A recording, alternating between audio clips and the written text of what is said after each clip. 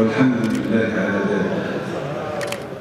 رب أبق علينا جمل العبودية في عز، بقاء يبسط منا ألسنة الاعتراف ويقبض ألسنة الدعوة، إنك على كل شيء قدير. شيخي وسلم، زهرة العارفين وزين العابدين وإمام الذاكرين، سيدي المنير بشارة العارفين، سادتي الشرفاء المبجلين، إخواني الذاكرين وأخواتي الذاكرات. يقول العارفون: من أتاك الفضل منه فلا تفك القصد عنه، وارقبه في كل مظهر، عسى نفحة منه تظهر.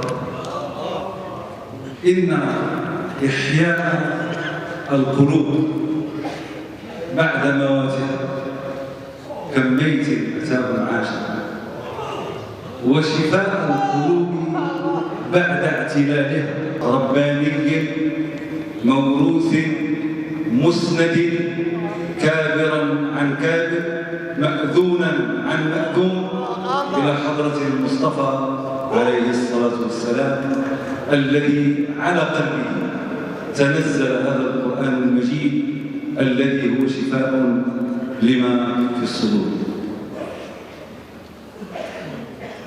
يقول الله سبحانه وتعالى في محكم التنزيل: وإن كان من قول نقول عن شيخنا قدس الله سره، فإنه من قبسة هذه الآيات من خواتيم سورة صاد، حيث يقول جل وعز: قل ما أسألكم عليه من أجر وما أنا من المتكلفين، إن هو إلا ذكر للعالمين، ولتعلمن نبأه بعد حين.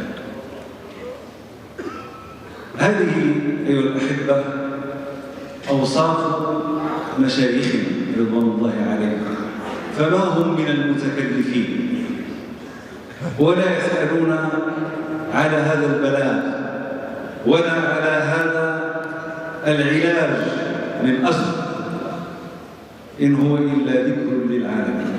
من صفات وسمات شيخنا قدس الله سره أنه كما والد سره رضوان الله عليه لم يكن من المتكلفين، فكنت تأتي في ليل أو في نهار، في خلوة أو في جلوة، فما ترى إلا الأمر على ما هو عليه، بأنواعه وبأسراره، منسابة على ما هي عليه من دون تكلف، بلاغا من الله عز وجل لهذا الفضل ولهذا الخير.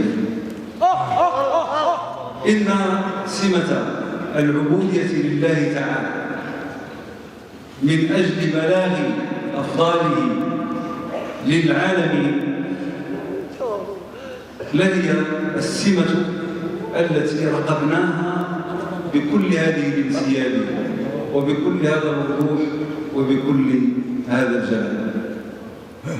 لقد اطلعنا من خلال صحبتنا لشيخنا قدس الله سره أن هذه الأمور التي عند أهل التنظير وعند أهل الاقتصار على الأوراق، وإن كانت للأوراق أهميتها، إنما تبدو نصارات وشتاتات. فهذه النصوص المشكلة لهذا الفضل تروي على 80,000 نص مروي ناهيك عن المحررات في العلوم الكبرى 18، وهذا أمر لا قبل بجمعه التي تتجلى فيها هذه الخيرات شاخصة أمامه. هذا الميراث النبوي هو تشخيص ملموس من غير تكلف لهذه الأنوان التي جاء بها الوحي الخاتم. سئلت عائشة رضي الله عنها عن خلق سيدنا رسول الله صلى الله عليه وسلم فقالت: كان خلقه القرآن، كان قرآنا يمشي على الأرض، كل ده من غير تكلف في انسيابية. معاشر الذاكرين، كل منكم إلا وقد يسر الله له ليس فقط المعاينة وإنما المقابلة مع شيخنا رضوان الله عليه. وإن من أول ما يبدأ المرء هو سمة الانسيابية وعدم التكلف. كل واحد منا إلا وقد يسر الله له الوقوف على هذا الخير والوقوف على تشخص قول من قال: ولي فيه أستاذ، ولي فيه مرشد، ولي فيه قطب ذو اتصال، ولي كل إلا ورأى بعين قلبه وبعيني رأسه أن هذا الفضل كما هو ليس فيه طلسمة وليس فيه تعقيد وليس فيه تركيب. وهذا هو سنن المصطفى صلى الله عليه وآله وسلم. سنن المصطفى عليه الصلاة والسلام هو ما جمعته خواتيم سورة صاد: وما أنا من المتكلفين، بحيث إن الإنسان يستشعر الصدق ويستشعر الفضل. أحبتي في الله، إن هذا الخير الذي ننعم فيه وبه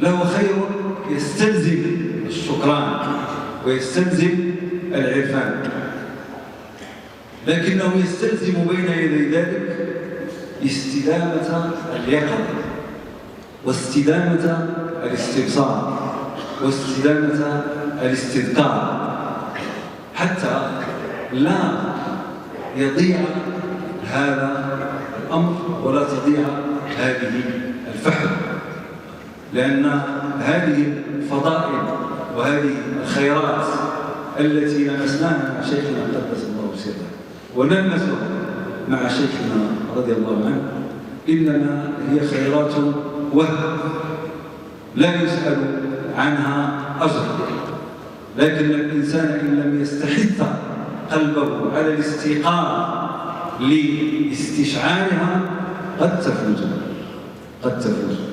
لذلك تكلموا عن شرط اليقظة للإفادة من هذا الخير. إن اللسان لا يعجز عن وصف كل ما يستشعره الفؤاد من هذه الخيرات وعن ما يستشعره القلب من أضرب الإحسانات والتي تتم باللمسات.